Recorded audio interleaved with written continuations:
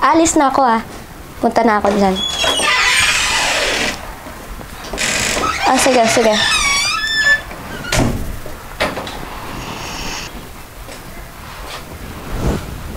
Nay naman! Tumain na naman po kayo ulit? Kakahugas ko lang sa inyo ah! Anong sorry? Ano, hindi nyo na naman sinasadya? Hindi nyo napigilan? Yan na naman kayo eh! Kung kailan talaga may lakad ako, doon kayo may eksena, no? Ano? Manghuhugas ako ulit? Kakapagod naman sa inyo, Nay!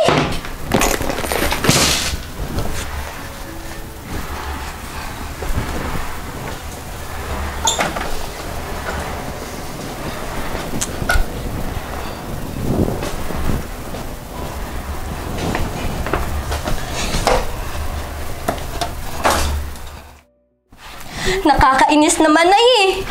Bakit ba kasi pinanganak mo pa ako sa mundo nito? Puro perwisyo lang naman yung binibigay niyo sa akin. No wonder na wala rin akong tatay dahil pabigat ka. Paano na lang yung buhay ko? Habang buhay na lang ba ako mag-aalaga sa'yo? At ano? Iiyak-iyak ka ngayon? Para ano? Para maawa ako sa'yo? Totoo naman na eh. Simula nung bata pa ako, pinapahiya mo na ako sa mga kaibigan ko. Sa tuwing nagpapakita ka sa akin, tinutokso ako ng mga kaibigan ko na Pepe yung nanay ko.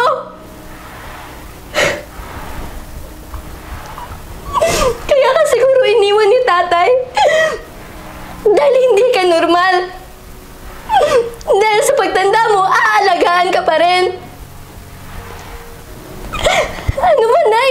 Hindi niyo ba ako naiintindihan? May lakad nga ako. Ano bang mahirap intindihin doon?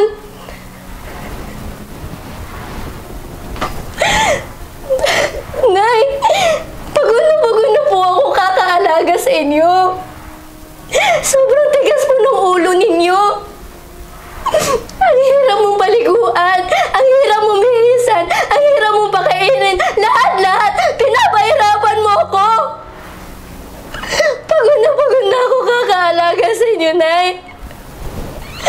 Alam mo, dapat talaga dinala na kita sa home for the aged eh. Kasi doon, may nurse doon na mag-aalaga sa'yo na hindi napapagod. Kasi ako, pagod na ako mag-aalaga sa inyo. Buong buhay ko, wala akong ginawa kundi alagaan ka. Kaya pasensya ka na, Nay, kasi kailangan ko nang umalis.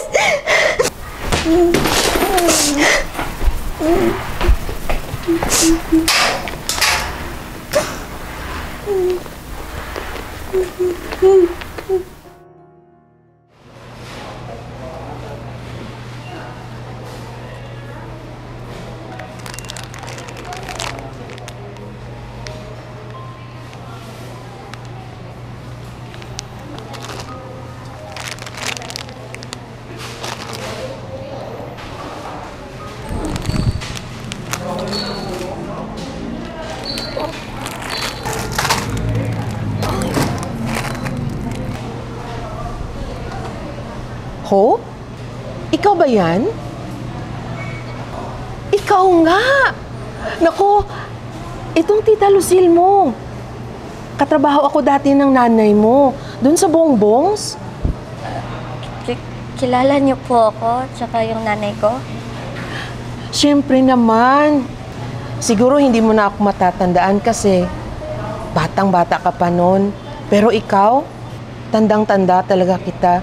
Simula nung mapulot ka niya sa basurahan hanggang sa lumaki ka na? Po? Napulot niyo lang po ako sa basurahan? Naku. Hala, sorry. Hindi pala niya nasabi sa'yo. Sorry ha. Sige. Alis na ako. Teka lang po. Gusto ko po malaman yung totoo. Promise po, hindi po ako magagalit sa nanay ko. Sabihin niyo lang po sa akin yung nalalaman niyo. Gusto ko po malaman yung totoo. Sige na nga. Kasi Alam mo, matagal kaming magkasama sa trabaho ng nanay mo nun sa Bongbongs. Alam mo, yung nanay mo, sobrang bait nun. Pero kahit hindi siya nakakapagsalita, tinanggap pa rin siya ng owner ng Bongbongs. You know, kasi naniniwala siya na deserve ng lahat ng tao na magkaroon ng chance na dapat respetuhin ng lahat. Sobrang sipag nga ng nanay mo eh. Believe kami doon. Kasi, yun ang pinakita niya talagang magaling siya at masipag siya sa trabaho. Hanggang isang araw,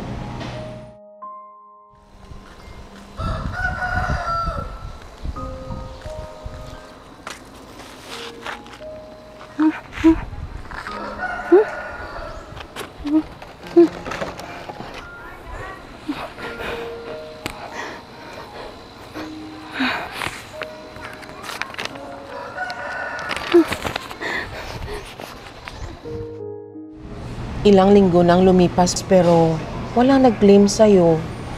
Kaya ayun, siya na yung umampon sa'yo. Kaya nga rin Hope yung pangalan mo kasi kinuha niya yun sa kopya ng Bongbongs. Anong pangalan niya?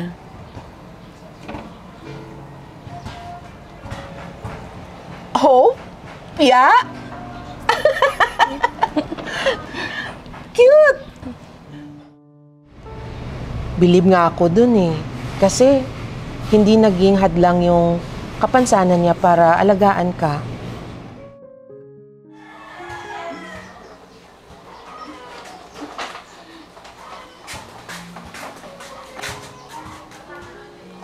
Thank you po, Nanay.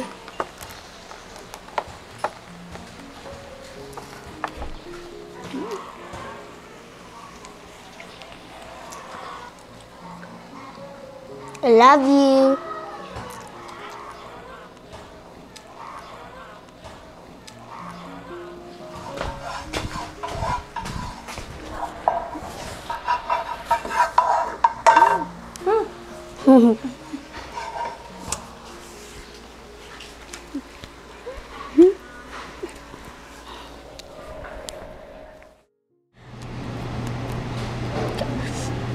Kaya pala, sa tinatanong ko siya kung nasan yung tatay ko, hindi siya makasagot.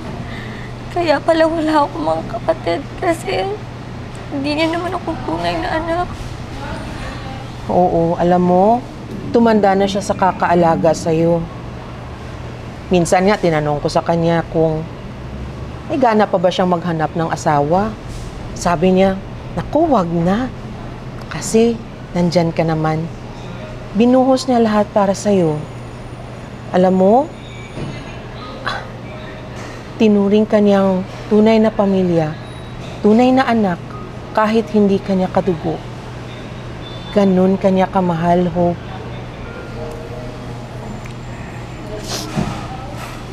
Nga pala, kumusta na siya? Pasensya na po kayo. Kailangan ko na pong umalis. Maraming salamat po. Ha? Sandali.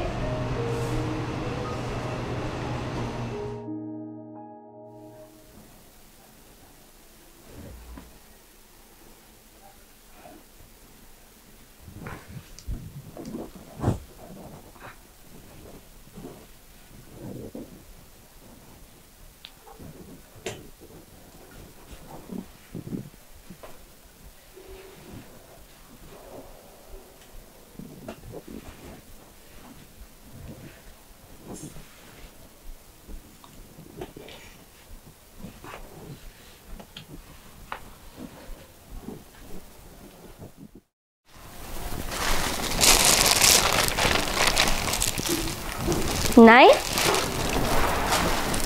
Nay, nandito na po ako.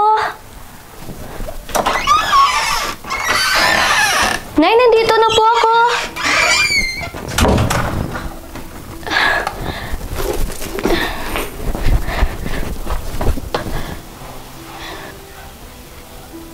Nay?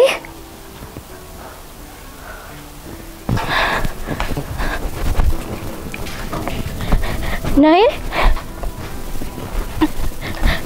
Nay? Nay, saan po kayo nanggaling? Nay, gusto ko lang po humingi ng tawad sa inyo. Pasensya na po kung anong ginawa ko sa inyo.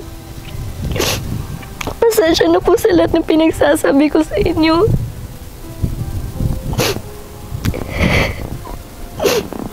Sorry po dahil ikinahiya kita noon.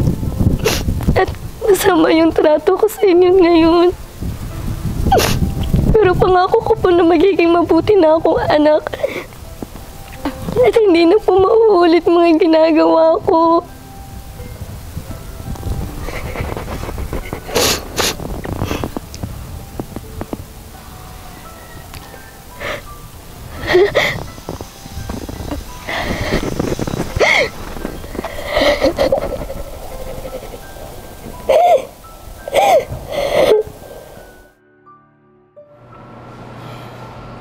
Sad to say, pero may demensya ang nanay mo. May mga pagkakataon na nakakalimot siya, pero may mga pagkakataon din na babalik yung alaala niya. Pero Dok, may cure pa naman po, di ba? Gagaling po naman, di ba, yung nanay ko? As of now, there's no cure for dementia. There are these dementia medications for early symptoms. Given, uminom siya ng gamot niya. Pero ang pinakamahalaga is yung pag-unawa mo sa kanya. Sa mga pagkakataon na makalimot siya, ipaalala mo sa kanya ang mga bagay na sa tingin mo ay di niya malilimutan.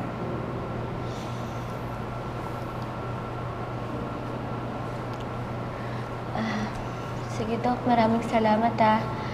Susundin ko na lang po yung bilin niyo sa akin at sisiguraduhin ko po na mapapainom po siya ng gamot sa tamang oras. Maraming salamat po. Wala nga naman.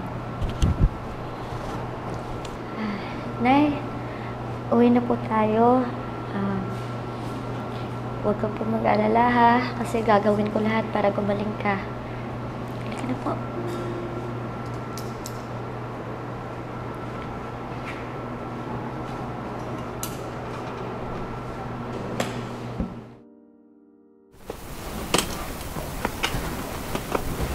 Teka. Oh, dahan-dahan lang po ha.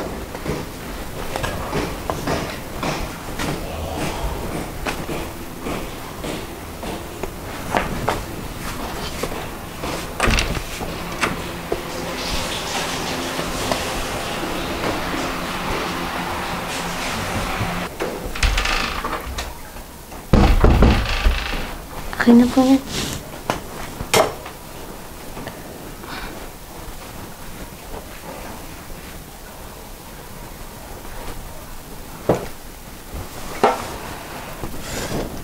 Nay, simula po ngayon, bawal na ka na ma-stress ha. Tsaka, dapat uminom ka na ng gamot sa tamang oras.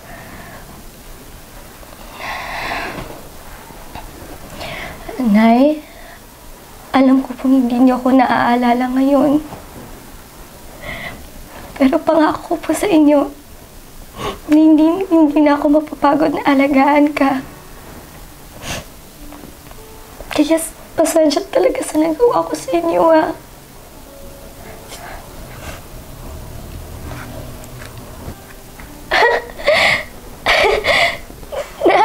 Naaalala niyo na po ba ako?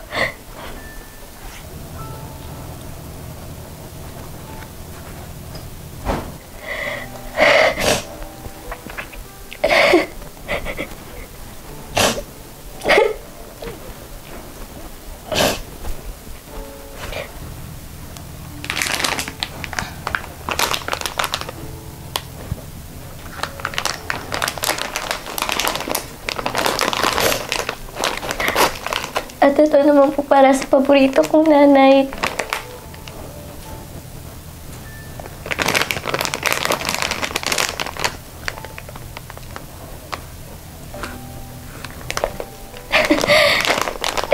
Hindi po.